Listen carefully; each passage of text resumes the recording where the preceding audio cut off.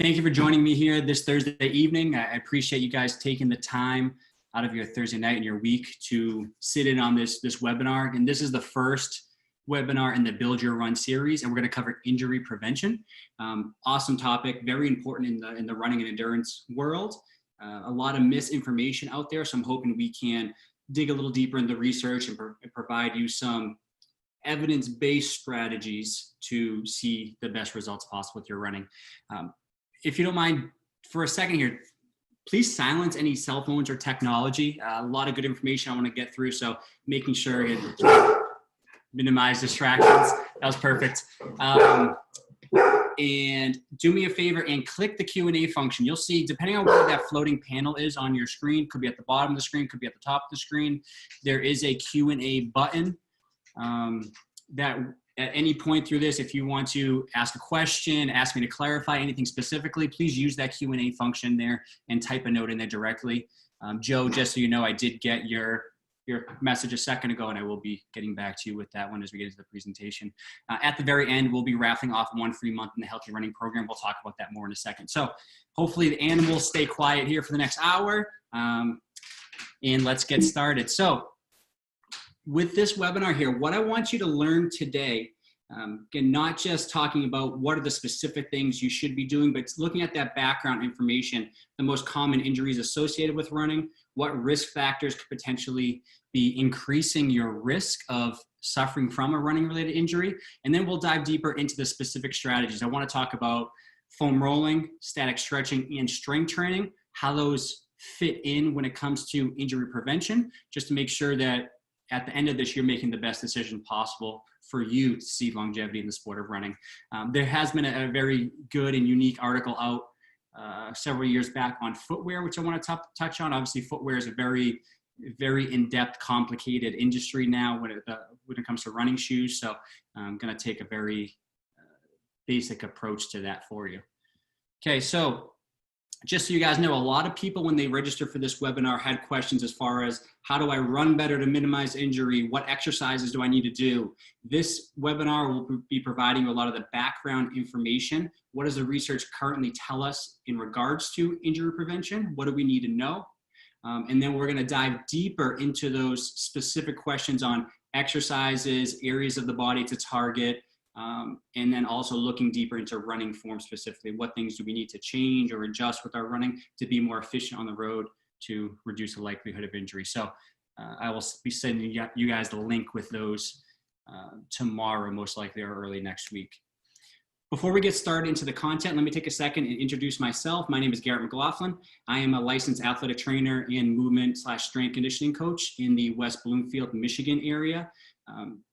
Over the years, my experience, I moved from a couple different settings. Started out in the traditional athletic training sports medicine setting, working with college sports, did some rotations at U.S. Olympic Training Center, professional ultimate frisbee, a lot of different things on the sports med and injury side of things, and then decided to kind of switch things up and place a little bit more emphasis on getting ahead of these injuries, maybe taking more of a proactive or preventative approach, and now see runners primarily in a private fitness studio. So what I do is based on running evaluations, analysis, functional training, soft tissue immunotherapy called active release techniques.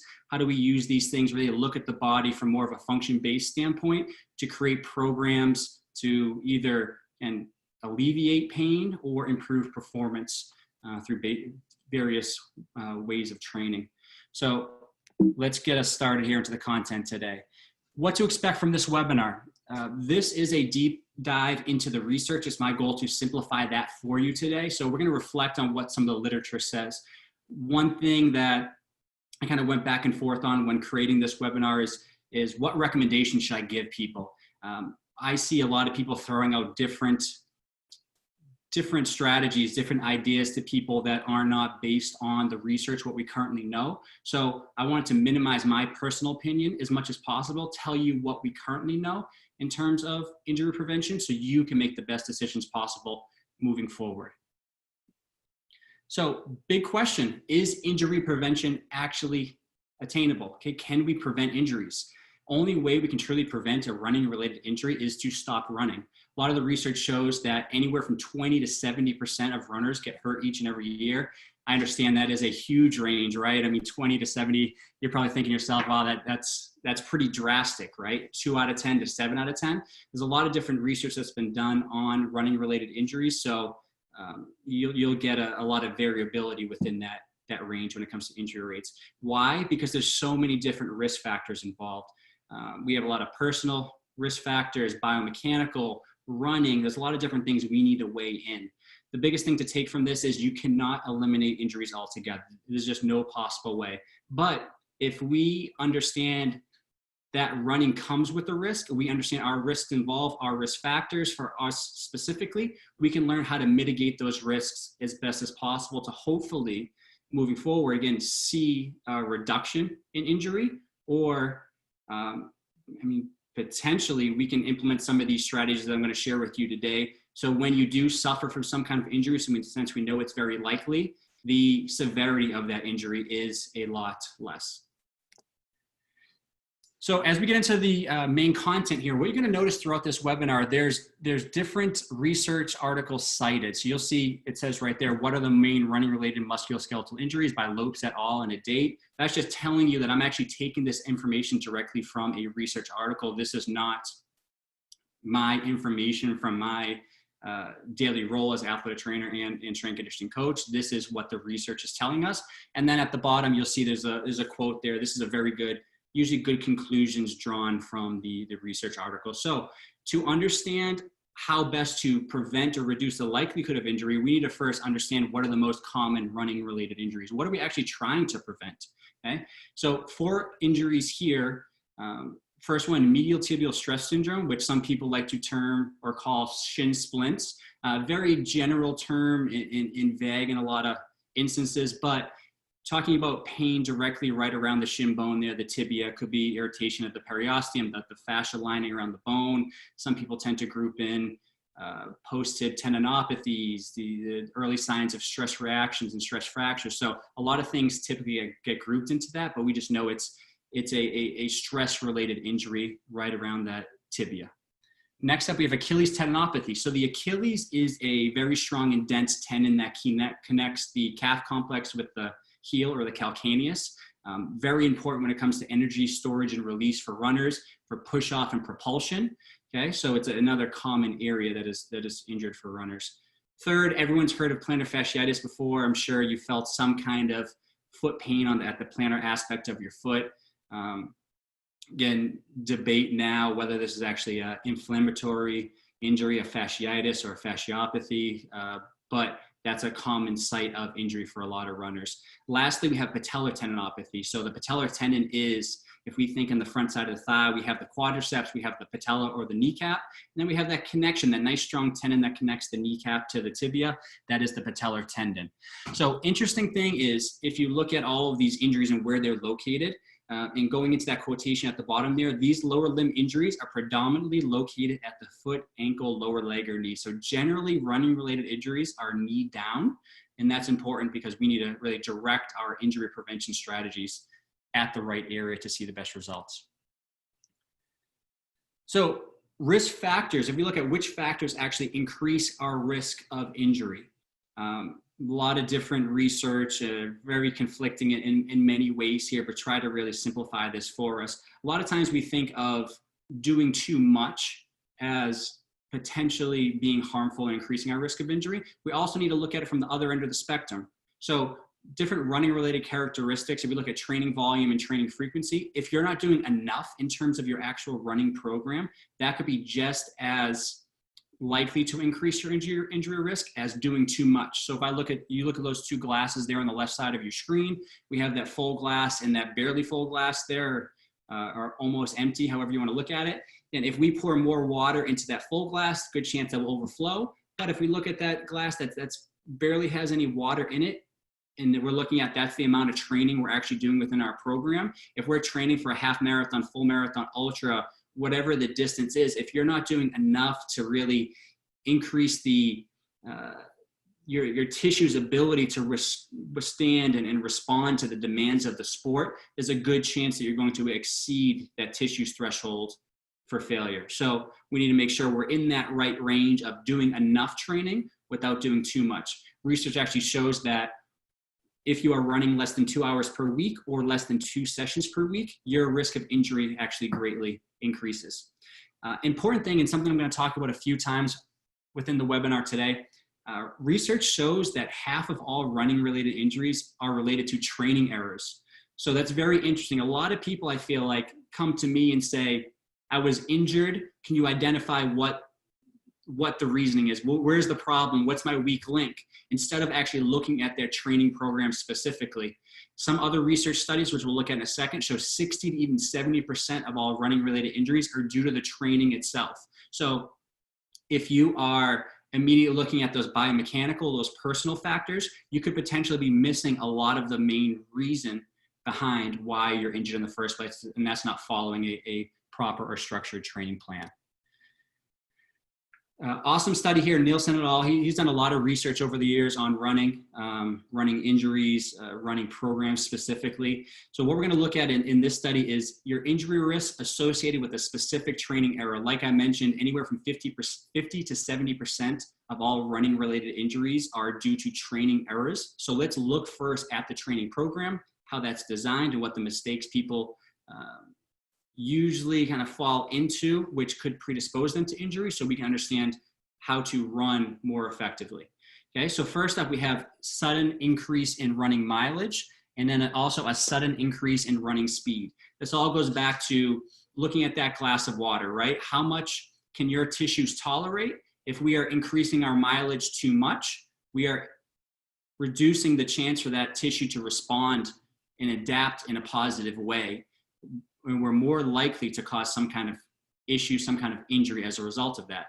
Same thing goes for running speed. If we're used to running at a 9-minute pace and we all of a sudden go and run at an 8, a 7:30, we're significantly increasing the demand on that tissue, and we could be exceeding that tissue's ability to adapt.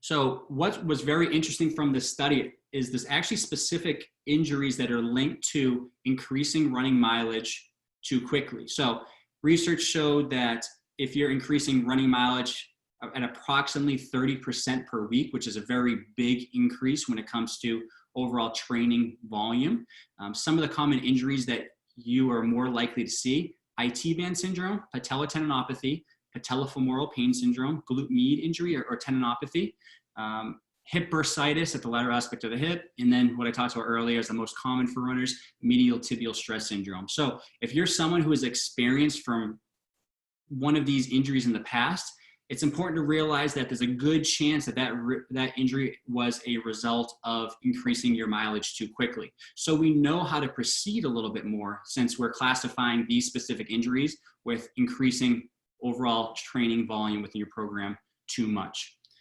One important thing to follow here is, I know it says 30% here as far as increasing training volume. A lot of times we go by the 10% rule, which is not 100% backed by the literature, but we know if we're progressing in smaller increments in terms of weekly volume, it's safer, it's easier for the body to adapt to that stimulus. So 10% is kind of the general rule of thumb when it comes to increasing your training volume per week. Now, from the other end here, if we look at sudden increase in running speed. So if you're someone that is consistently only completed slow, steady runs, right? You typically stay at the same speed throughout the duration of your run. You're not adding some kind of tempo run, track workouts, anything like that, and you're actually picking up your speed.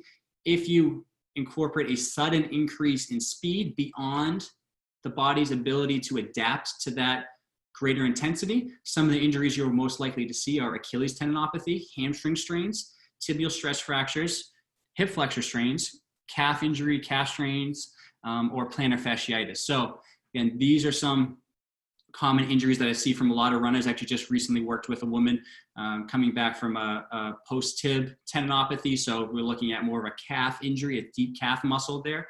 All of a sudden started going out and running, adding intervals into her training, which she hasn't done in months and months, and went out and just increase her speed beyond what that tissue could actually adapt from. Obviously, there are other biomechanical things that we're working on, but knowing that running speed was one of the biggest reasons why she suffered from that injury.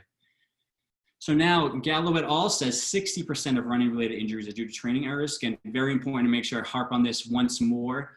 If you have a history of orthopedic injury, if you're looking to prevent injury moving forward or reduce your likelihood of injury, I want you to really assess and look more closely at your running program first and foremost. We know that again, training errors result in 50 to 70% of these injuries that we're seeing. So let's look at that first, because that's the most likely culprit of injury. And then secondly, if we can weigh in some of these biomechanical and personal characteristics second, which we're going to talk about here in a second. All right, so now looking at personal characteristics and biomechanical characteristics, which could potentially influence or increase your injury risk. Age is a very interesting one. A lot of people assume, hey, I just turned 60, 65, 70. My risk of injury is going up. Technically, if you've been running for a period of time, if you've been running for 20 years, 30 years, or an extended period of time, again, greater your training age or overall time you've been training as a runner is actually a protective factor. So age doesn't necessarily fit into that specifically. If you are new to running and you're picking up running at 50, 60, 70, that could potentially carry a greater risk, but age itself is a very interesting characteristic. Body mass index, if we're looking at body fat, different ratios, looking at lean mass to fat mass. Previous injury is something we'll see and we'll talk about consistently throughout this webinar today. If you have had a previous injury, you're more likely to sustain a recurrent injury in that same area or something similar. And then getting into some of these biomechanical factors, there's so many of them out there, so I didn't want to list too many and kind of bore you guys.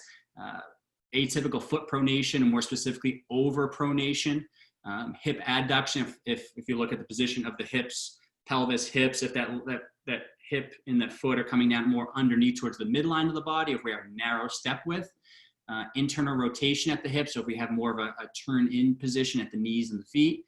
And then also one common area I like to look at is the pelvis. Pelvis should move to absorb force there a little bit as we strike the ground and go through that stance phase. But if we're completely losing a position and stability throughout the pelvis, that does influence and increase your injury risk. Muscle weakness, we're going to talk about that as we get into the strength training section. So very interesting quote. I think something that's important to realize: runners do not sustain a running related injury only because they're overweight, older, or have had a previous injury.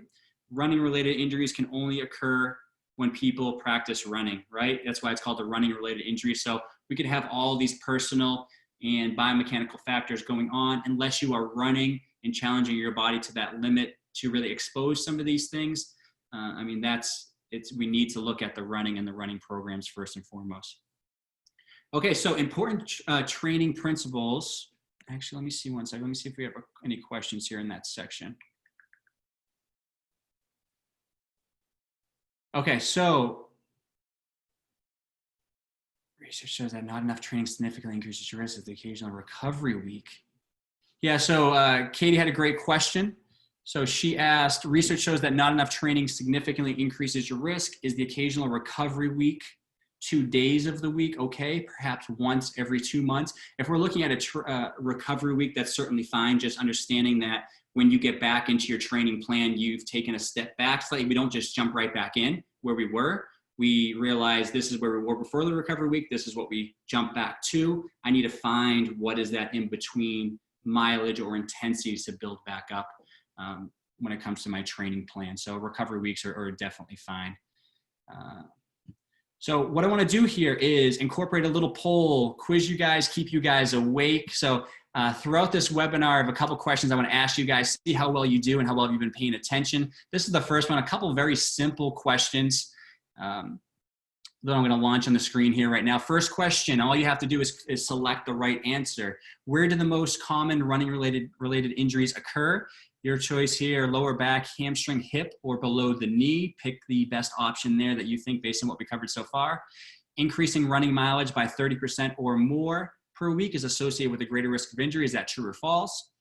And the majority of running related injuries are due to training errors or biomechanical factors. Should be very simple questions here. I'm going to wait till 80% of people chime in and write their answer in here so we can move on, just in case someone's cooking dinner, slipped off to the bathroom, or has already fallen asleep. We're at 75 right now. I'm gonna wait for one or two more people.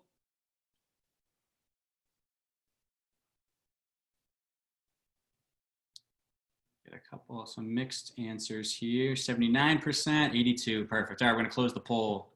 So just to review here, where do the most common running related injuries occur? That is D, below the knee. Good job, 88% of you got that correct. 2, increasing running mileage by 30% or more per week is associated with a greater risk of injury. True, nice job, 100%.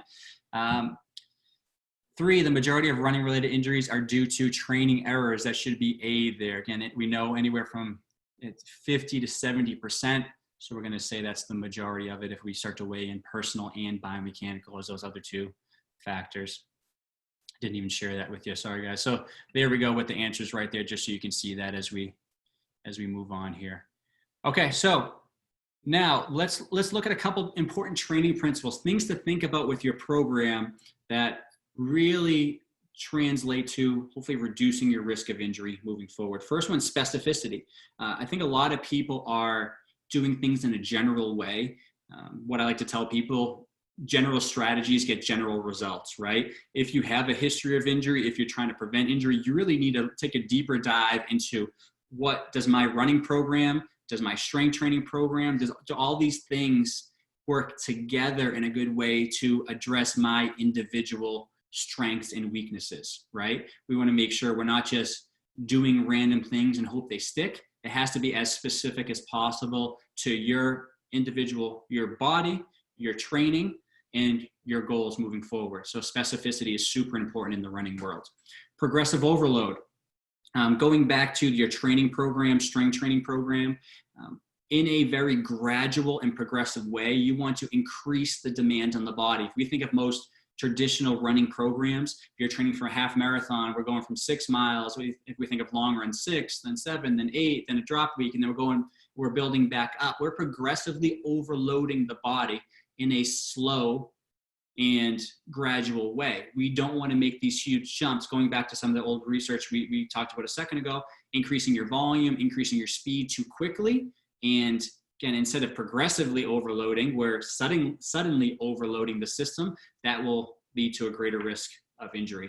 Variable loading is something very important. I think a lot of people overlook, runners specifically. If we look at variable loading, we compare running to, say, tennis. Tennis athlete, you're moving around the court, you're changing directions. It's a very unpredictable sport that consists of movements in multiple planes of motion. Running is very predictable and almost monotonous, right? You're doing the same action, you're moving forward, you're doing the same movement for mile and mile on end for days and weeks and months and years typically at a time.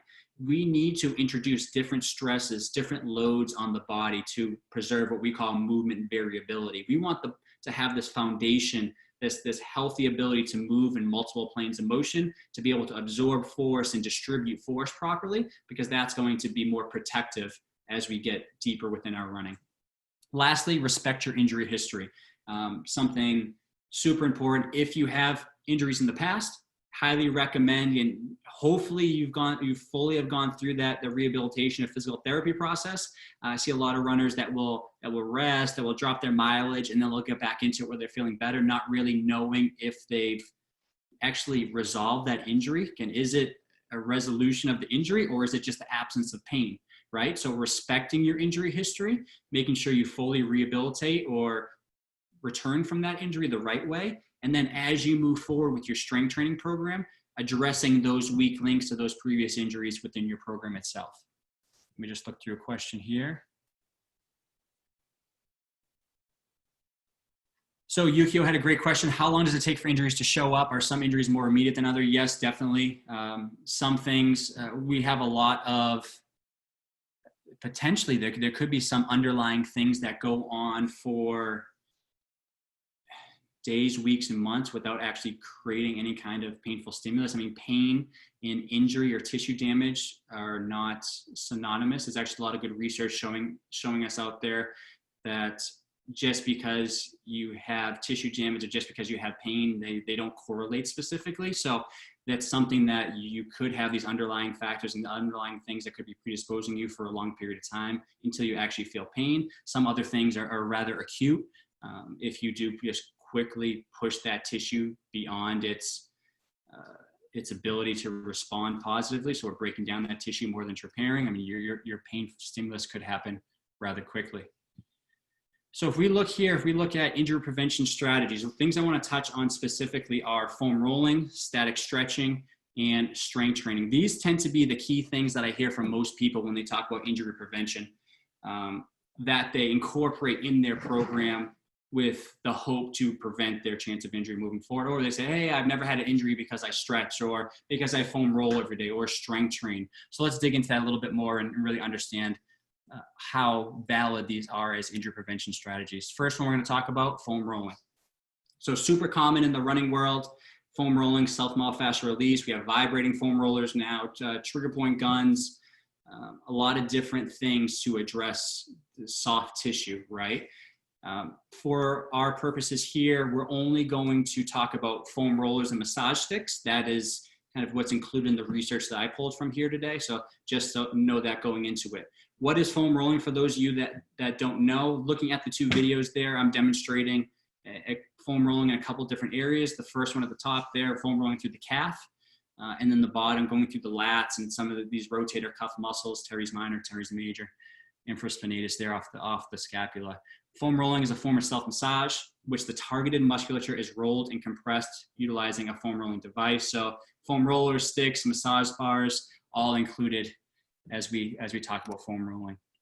So typically the things people are trying to achieve by foam rolling are warming up the tissues, increasing flexibility, enhancing the recovery process, reducing some kind of delayed onset muscle soreness, some soreness as a result of your training, and then reducing the perception of pain. So these are the common things I hear from most people and what a lot of the research has studied over the years. So luckily for us, they've done a meta-analysis, which is they've looked through years and years to say, okay, let's pull the research, the best research we can on foam rolling, and let's draw a conclusion based on a variety of studies. Made it a lot easier for me because they included 21 studies that I could draw a conclusion from. So 21 studies, 14 of them studied foam rolling before activity, 7 of them studied foam rolling after activity, and just like I mentioned, looked at foam rollers, massage bars, and sticks. Their conclusion was overall, it was determined that the effects of foam rolling on performance and recovery are rather minor and partly negligible, but can be relevant in some cases. Okay, so not the best, not exactly what we're looking for. Hopefully we want more conclusive evidence that, hey, foam rolling is great, it helps us. They're saying it most likely is partly negligible, but let's dig into some of those other cases that they speak about. So if we look at foam rolling before activity, again, take this first one with a grain of salt. They were studying sprinters and looking at sprint performance, but obviously I thought it was relevant enough being running. So they saw small improvements in sprint performance, again, very small, minute almost, which I'm going to talk about here in a second.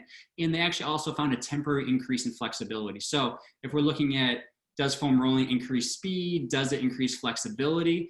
We know that there's some evidence showing that those are potential improvements from foam rolling, even if the improvement in flexibility is very short term, looking at about 10 to 15 minutes. So just some interesting quotations here from the article. The effects of pre-rolling on sprint performance seems to be more relevant for elite athletes. So very unfortunate for someone like me. While it is possible that recreationally active individuals may not benefit substantially from pre-rolling. Why is that? The improvements they saw were a 0.7 increase in speed or an improvement in time. So if we look at elite level athletes, say an Olympian that's trying to medal in a 40-yard dash or whatever the event is, 0.7% could be the difference between a tenth, 100th of a second. That's the difference between, again, being on that podium and not. But if we look at recreational athletes, 0.7% is really nothing to phone home about. One thing that's very interesting from the research in this meta-analysis, and I really want to harp on this here, the pressure that is required to form firm fascial tissue is greater than the physical range that is usually achieved by foam rolling. What does that mean? there's a good chance I see a lot of people throwing around that, hey, with foam rolling, I'm breaking up adhesions, I'm breaking up scar tissue. We see from some of this research that the amount of pressure actually placed into the tissue is not great enough to deform fascial tissue, okay? So it's really not a good idea for us to be throwing around this whole, we're breaking up scar tissue or adhesions reasoning, because we just have not proved that in the literature. And then the reasons behind improvement are merely speculation and not based on direct scientific observation. There's a lot of research that still has to be done on foam rolling. We're not even sure exactly why it works. We think it's more of a neuromuscular mechanism, that you're placing a compressive force or tension into the tissue that sends a signal to the spinal cord and brain that sends a response back that either says, hey, loosen up, reduce pain, whatever it is. It seems to be more neuromuscular than actually on a structural level that we're impacting the tissue itself. So now if we look at foam rolling after activity, foam rolling after activity may provide a reduction in pain perception, and very important, and I think important for runners especially, and it could minimize exercise-induced decrease in sprint and strength performance. A little bit confusing on how that's worded. So if you have a hard run, say a long run on Saturday, you're going to do some kind of run potentially later in the day or the next morning, and you know I'm already tired, I'm already fatigued, foam rolling between those could potentially reduce the exercise-induced kind of fatigue aspect that's going to limit that next or subsequent run. Again, looking at the last one especially, mechanism behind reducing the perception of pain is unknown, but the response is beneficial for athletes. So we're not sure why we're getting this reduction in pain perception, but research shows it is beneficial. So just to summarize some of the research on foam rolling, we are currently unclear of the exact mechanism. Why are we seeing the things we're seeing? What's happening within the body specifically?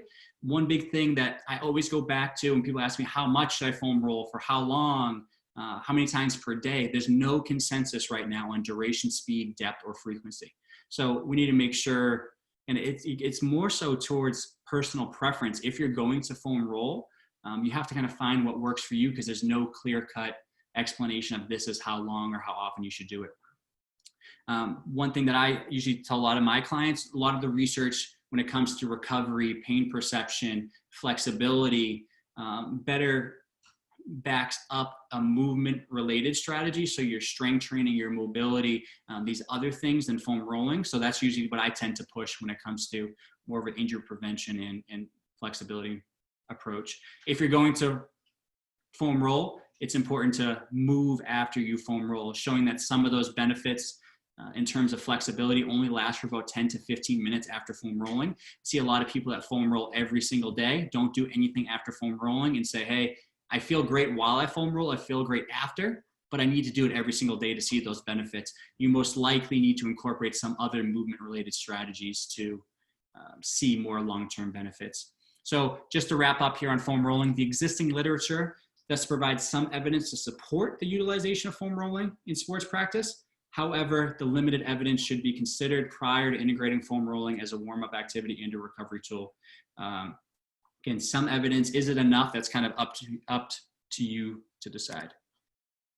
Now let's get into static stretching. Another very important topic here when it comes to injury prevention. Just to kind of demonstrate, show you a few stretches. If you're unfamiliar, static stretching is just holding a stationary position to lengthen a specific muscle for a given period of time. So friends, physical therapist at the top, Chris Wolf, demonstrating a hip flexor stretch, half kneeling hip flexor stretch. Myself on the bottom doing a pigeon stretch. Two ways you can stretch different muscles around the hip joint, but that's an example or two examples of static stretching. So what we need to understand here, what are the goals? What are we trying to achieve when it comes to static stretching? These are some of the things that the research states and what I commonly hear from a lot of running clients and runners. Increase muscle tendon flexibility and joint range of motion, reduce soreness and improve recovery, improve performance, and then prevent injury. So let's dig into that from an injury prevention piece. Before we determine if stretching is a valid strategy for injury prevention, we must first review and understand the demands of running. It's important to understand the mechanics of running, the range of motion of running, and which specific joints require above average range of motion. Because if our sport doesn't require that increased flexibility or range of motion. Does flexibility or stretching necessarily make a big impact? Most likely not, but let's look at that. So now if we just start by looking at the images at the top of the screen here, Simone Biles on the right, and one of the best athletes in the world, probably potentially ever, right, when it comes to gymnastics. And then we see these runners on the right. Look at the difference in range of motion. So someone on the right, like Simone Biles, again, she would probably want to incorporate some kind of flexibility. She needs to move through large ranges of motion in every single event that she's doing. Runners, if we look at this image and compare it to her, very, very mid-range activity, right? We're not really challenging our joints through a large range of motion. We're kind of staying more so in that middle range. So is more always better when it comes to flexibility? Does more flexibility mean less likelihood of injury? That's not always the case if your sport doesn't demand it. Okay, so now what's important to look at here are specific ranges of motion when it comes to running. This is just one study that I pulled from, one of the most recent ones from 2019. You can see a couple of these without boring you with the details of joint ranges of motion and goniometry and all that kind of stuff. If we look at the motions that are marked in red, these are the most important motions that are challenging that specific joint more towards its end range of motion. So we have hip extension. I'm going to dig into these more in a second so you actually can see them in action. Ankle dorsiflexion, and then big toe extension. Okay, so these three are the most important I want you to think about when it comes to flexibility. First up, let's look at hip extension. So we have the woman in the near side of this picture. Hip extension is that push-off motion. Typical hips, 15 to 20 degrees of extension. Running requires, through that last research article, about 14 degrees. So we want to make sure we have adequate hip extension to push off and propel the body forward. If we don't have hip extension, our push off and our propulsion is going to have to come from somewhere else. This is where we start to develop different compensations throughout the kinetic chain to adjust for our limitations. Next up, ankle dorsiflexion. This is an area that I look at with every single runner that I work with, often overlooked when it comes to flexibility. We're always looking at stretching the hips in these other bigger muscles higher up the kinetic chain. But if we look at ankle dorsiflexion, calf flexibility, Achilles flexibility, that's what weighs into dorsiflexion here. So if we look at this runner, he is going into that mid to late stance phase. His foot is flat on the ground. His body's going to start traveling over his foot. So he's going to flex more into this ankle. That's ankle dorsiflexion. And we need dorsiflexion to actually get into that late stance phase of running before we really work on that propulsion to push the body off. So very important motion when it comes to running. Lastly, like I spoke about, big toe extension. I've been seeing a lot of people lately, a lot of big toe issues, hallux rigidus, hallux valgus, a lot of issues at the toe that are limiting range of motion and the ability to push off and to load through the toe. We know at the end of this propulsion phase, we want to load into that big toe about 30 degrees or so and push off. Okay, so big toe extension is one of those other joint ranges of motion that require enough range of motion. When it comes to overall stretching, and this is an older study, 2002, looking at stretching before and after exercise on muscle soreness and risk of injury, they found throughout the study that stretching does not appreciably reduce your risk of injury. So stretching alone probably does not overall increase your injury risk. But what they did recommend was we need more research to look at different stretching protocols, more athletes over a longer period of time to really draw a better conclusion. It was very interesting. I'm going to read the second part of this quote here. Just based on what they found when it comes to stretching, how many injuries stretching they thought it potentially reduced or prevented. They said the average subject would need to stretch for 23 years to prevent one injury. So we look at, is that really clinically significant? Not so much, right? To stretch for 23 years to prevent one injury, that's a lot of work for not much reward. So just to summarize here, the research, stretching, and good chance stretching does not reduce your risk of injury, improve performance, or reduce muscle soreness. But looking at the specific mechanics of running, not saying stretching is necessarily the best way to improve range of motion. There's a lot of other ways to do it. But if you have limited range of motion or asymmetric, which means different from side to side, hip extension, ankle dorsiflexion, or big toe extension, you need to address that. That's important just looking at normal running mechanics. So stretching in a general fashion may not reduce your risk of injury, but adding some kind of stretching flexibility or mobility intervention to work on the hips, extension, ankle dorsiflexion, and big toe extension are most likely needed if you have some kind of limitation there.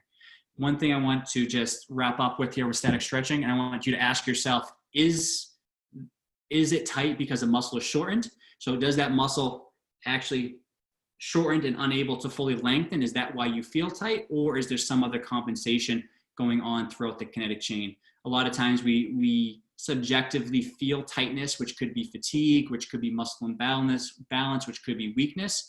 And we always go to stretch that sensation when there could potentially be a lot of other causes that lead to that sensation of tightness. Let me just check through here. So some of these I'm probably gonna get to after. There's a few questions in here. Some of them have to be answered in a more specific way. So those I might leave and follow up with you specifically. Okay, so now let's get into strength training. Last injury prevention strategy I wanna cover here. When we look at specific exercises, just to provide a demonstration, by no means when we're strength training do we need to use resistance. It could be body weight. The bottom, I'm doing a trap bar deadlift, which is using a trap bar, bumper plates. We can use TheraBands. I mean, there's a lot of different things we can do. Body weight is obviously very important when it comes to running. Running is a body weight sport.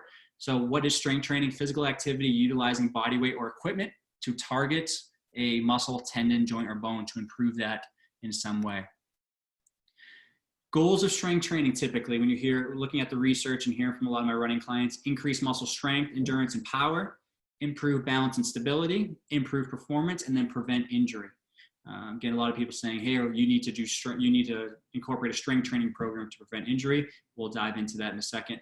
I had to put a picture of my grandmother there on the left side. No, just kidding. I wish that was her. So now, strength training, a very interesting study, very recent study, not actually fully published in a journal yet, but they looked at participants in the most recent 2019 New York City Marathon.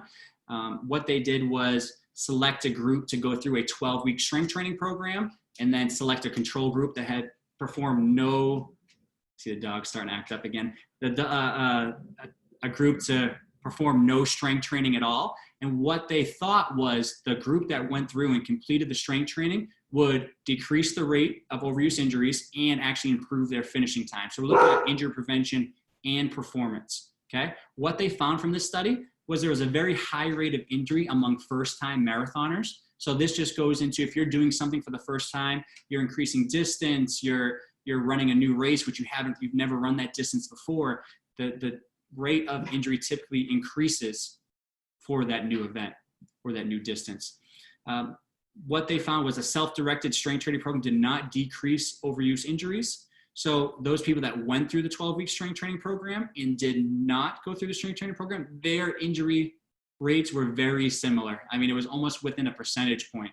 Okay, so very interesting research here, something that obviously this is my world when we look at strength training, movement, and how I work on in helping runners. But we're going to talk about this a little bit more in a second and really investigate why that's the case. Why did 12 weeks of strength training not provide much benefit compared to the control group? Earlier I talked about when we were looking at personal biomechanical factors that influence your risk of injury. We talked about weakness was listed there. There's a study in 2018 that looked at female recreational runners. They put them through a 16-week running program, and then they looked at the runners that suffered from an injury in that 16-week period to see was hip or knee weakness part of the reason which could potentially predispose them to injury. They found there was no difference between the ones that were injured and not injured in terms of hip and knee weakness. So question is does strength training really have or play that big impact in terms of injury prevention that we're thinking it does? Right now, it seems a little bit clouded. So question is, how does strength training help runners? We know through the literature, we study strength training from a performance standpoint, looking at injury prevention's a little bit gray right now. It could possibly not reduce your likelihood of prevent injury that we're seeing from these first few studies. But from a performance standpoint, we know strength training helps runners improve endurance, improve speed. With other studies that show improved running economy as well, improve a lot of the neuromuscular characteristics that are needed for running. So looking at your timing and your coordination and the rhythm, just that smoothness and fluidity of the movement pattern.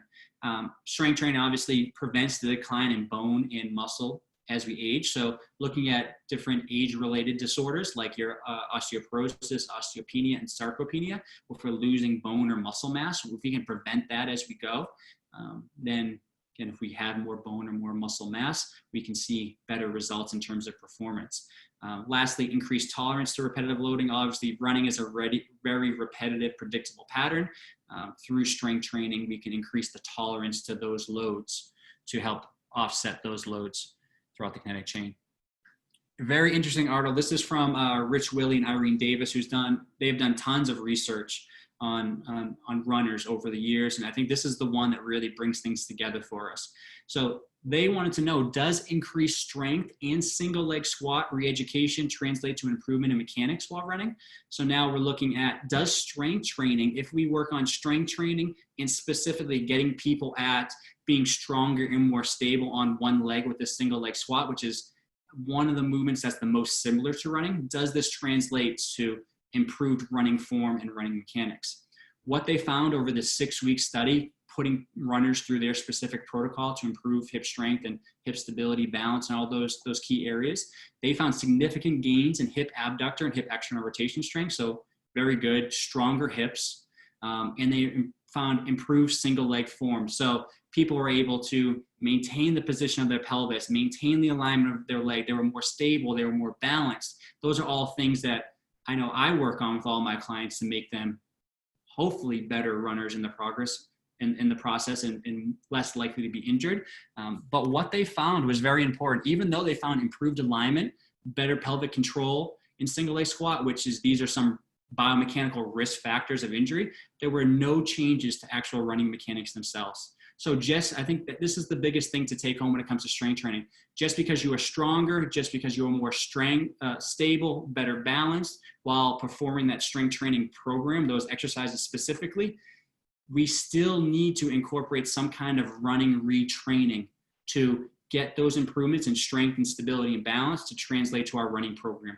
We can't just assume that a stronger muscle will improve the function and the ability to move through that running pattern more efficiently. We need to really tie these things together. So incorporating a strength training program is promising. It does address all those risk factors that we see and some of those biomechanical risk factors we talked about earlier, but let's tie those together with a running retraining program as well. So just to conclude, this suggests that strengthening alone may not be adequate to alter the underlying abnormal movement patterns that may be associated with the pathology. That's why a lot of my clients, regardless of whether they're injured or not, healthy or not, I mean, we're doing an analysis, an evaluation, we're putting them on the treadmill, we're seeing how they run. As we work on addressing those things we find within the movement assessment and the evaluation, we're also giving recommendations on how to run more efficient. So we kind of tie these worlds together. So just to summarize the research, strength training reduces the risk factors that we know are associated with injury, which is awesome. But strength training alone, and I always come back to a lot of these general strength training programs. If you're just giving someone a program and saying, here, do this 6, 10, 12, whatever it is, week strength training program, there's a good chance that that strength training program alone will not help you prevent injury. But running retraining is needed to express improvements created with the strength training program. So let's start tying these things together, learning how to run more effectively and efficiently. So before we move on to this next section, let's jump into a quick poll here. What we're going to do is right here. All right, so a couple questions for you guys. Foam rolling has shown to break down scar tissue within your muscles, true or false? The 3 joint actions which require your fullest attention in terms of range of motion for proper running mechanics are, and this is selecting more than one option, big toe extension, ankle dorsiflexion, hip extension, or sorry, knee flexion, hip extension, and then hip flexion. Lastly, strength training improves the risk factors associated with injury, but running retraining is required for this to be most effective, true or false. Let's take a second. Let's get about 80% of you through.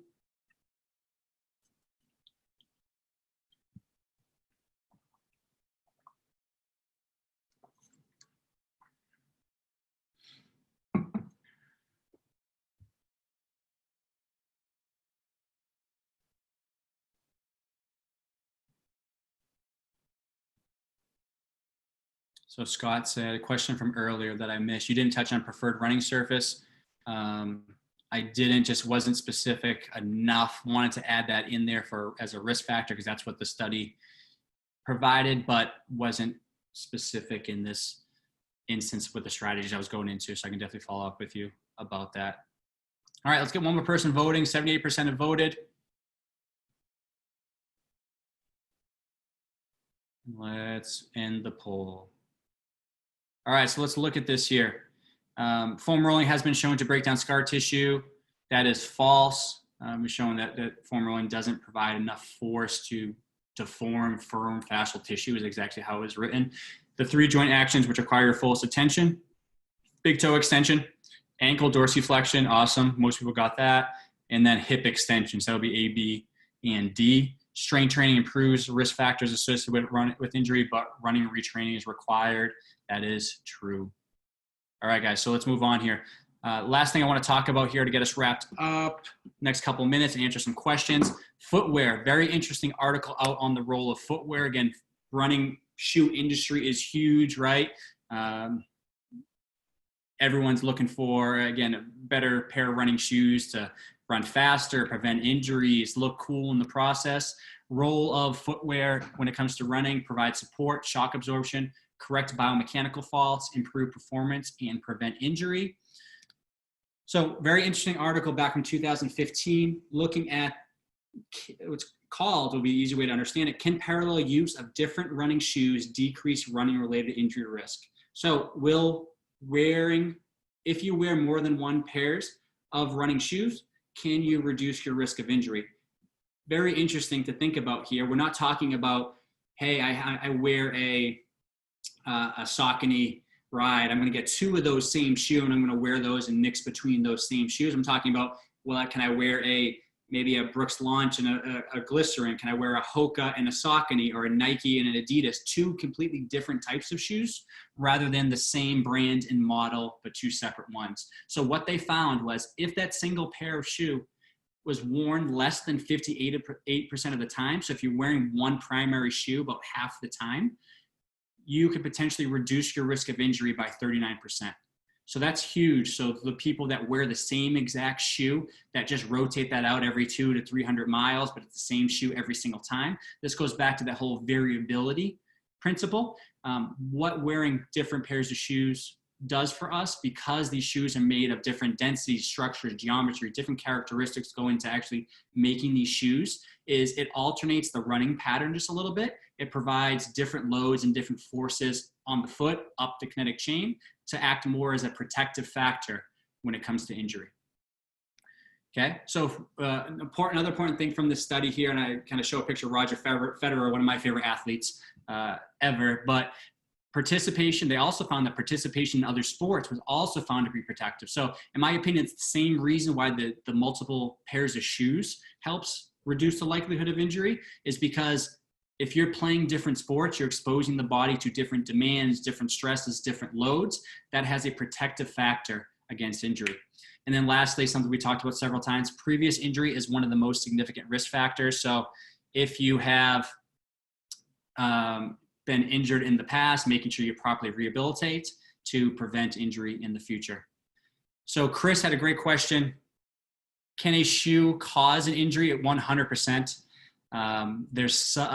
I think a lot of people don't look at them enough, manufacturer defects.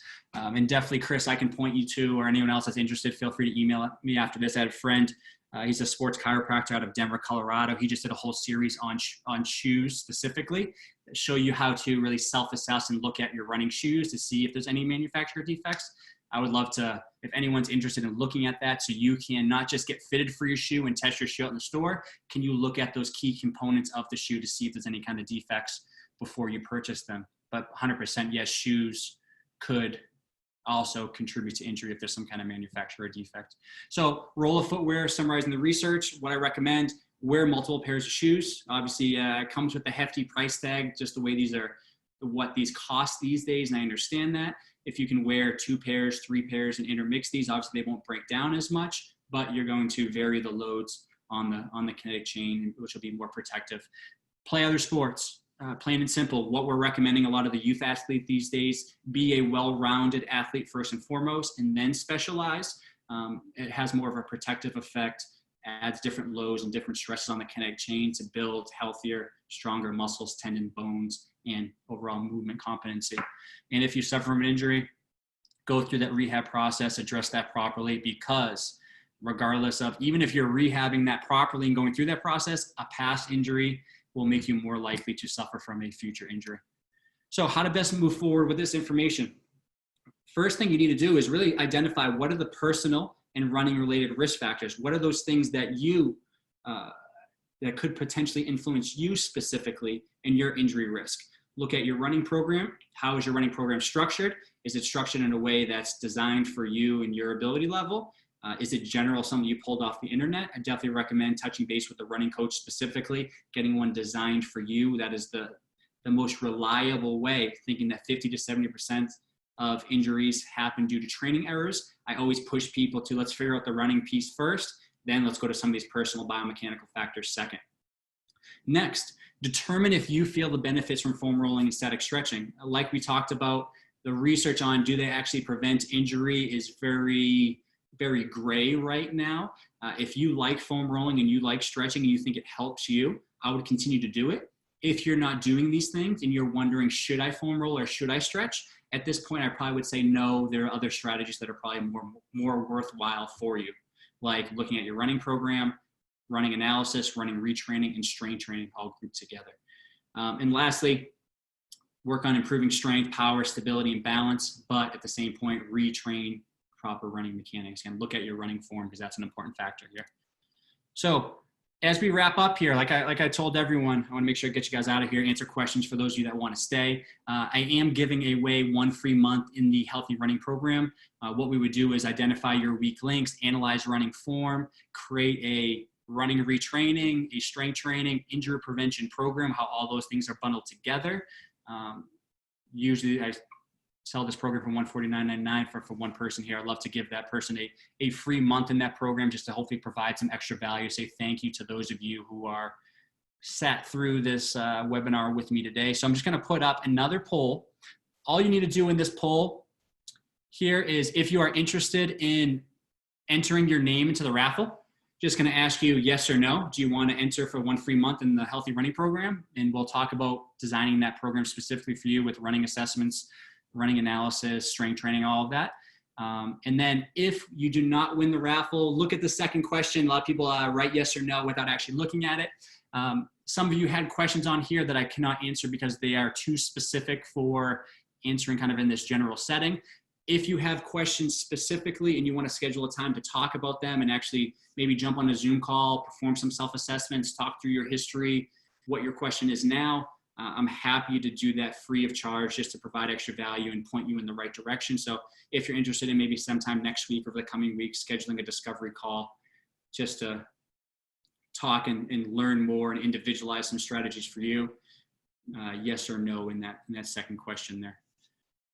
So we're going to go another 10 seconds here just so we can get to the Q&A.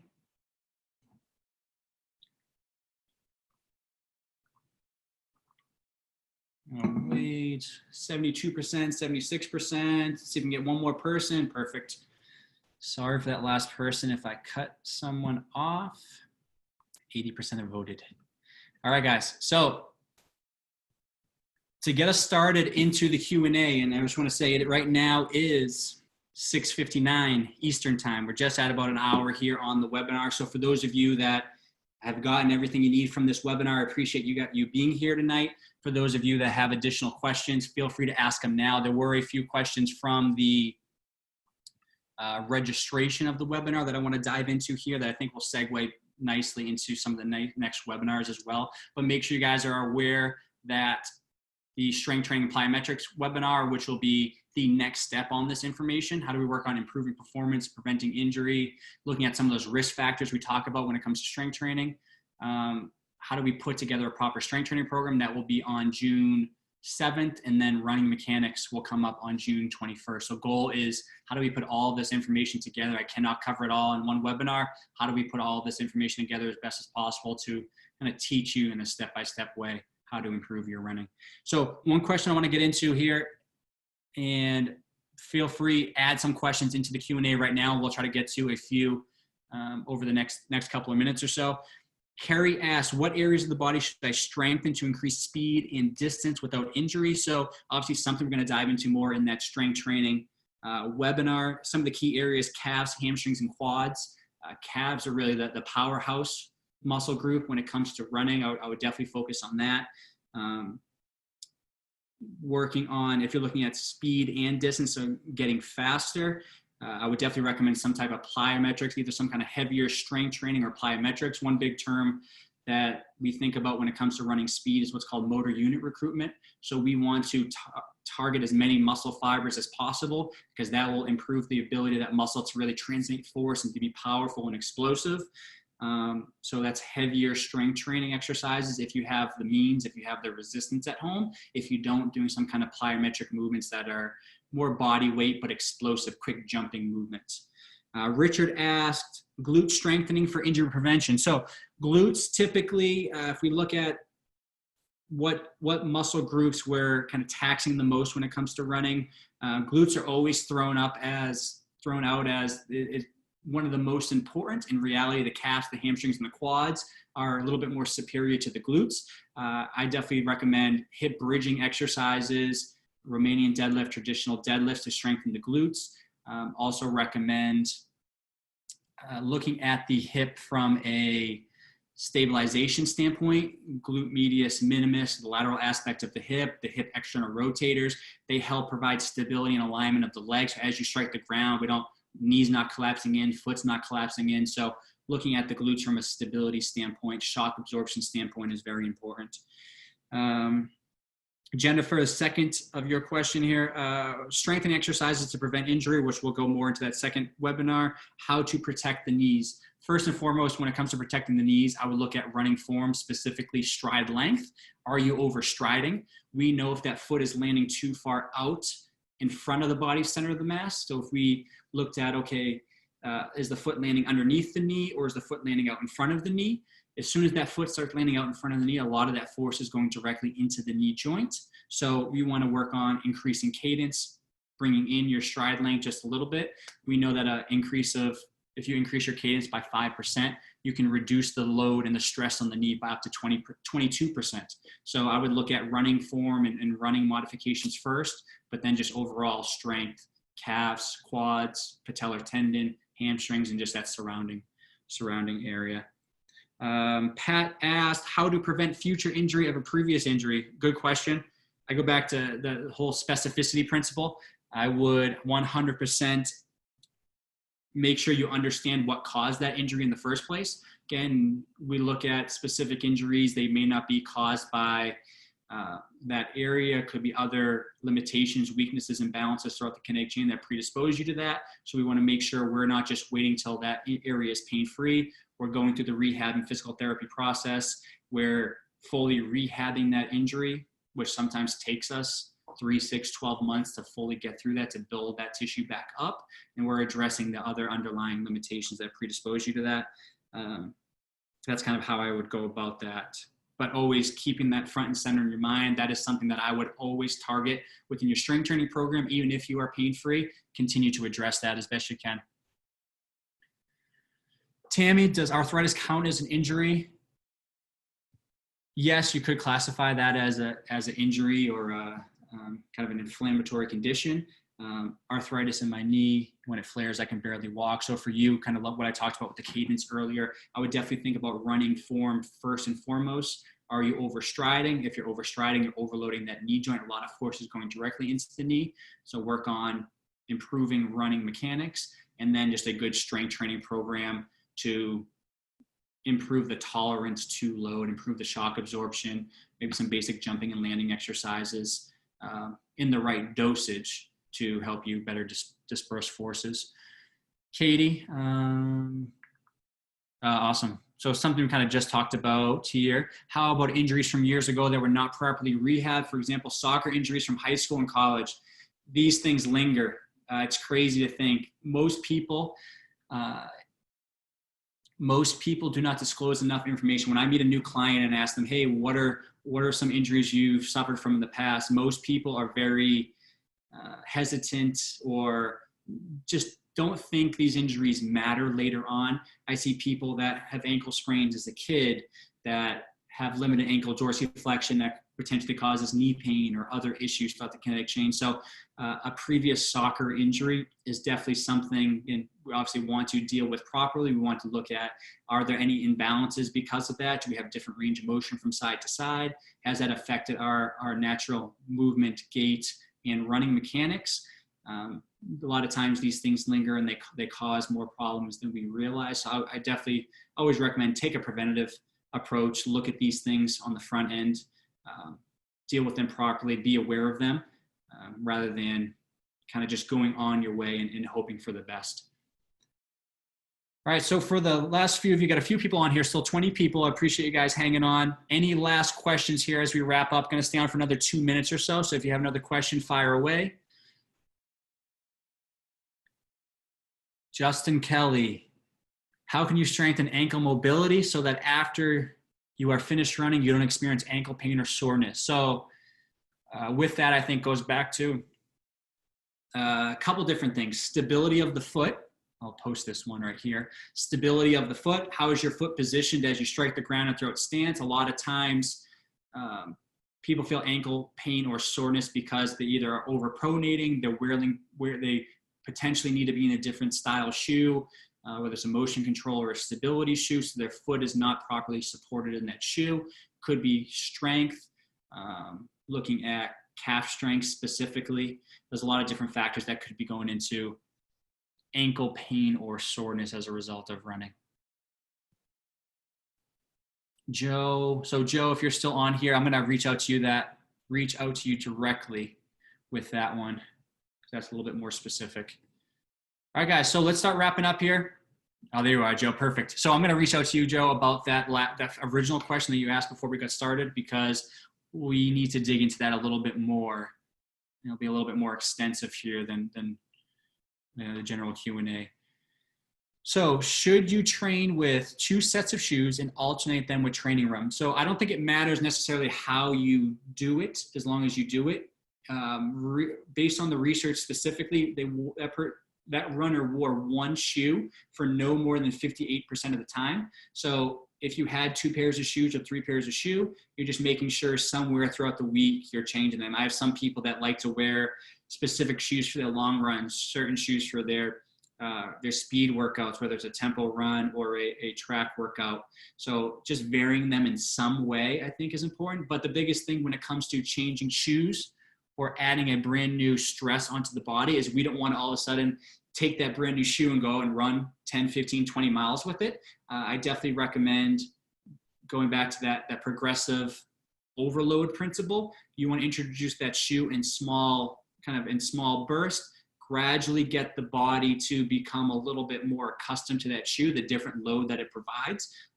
Because if you go ahead and all of a sudden change your shoe completely, that is also something that could potentially cause issues, is changing the stress on the body too drastically, going out running hard, running long, and something your body isn't accustomed to. So I would definitely say 2 pairs of shoes, intermix them as you like, depending on how those shoes feel. All right, guys, so let's get wrapped up here. I appreciate you taking the time to be here on your Thursday night. For those of you that hung out here for the duration of this, I enjoyed, again, looking through this research and providing this content. Make sure that you're looking into the strength training and plyometrics and the running mechanics webinar coming up.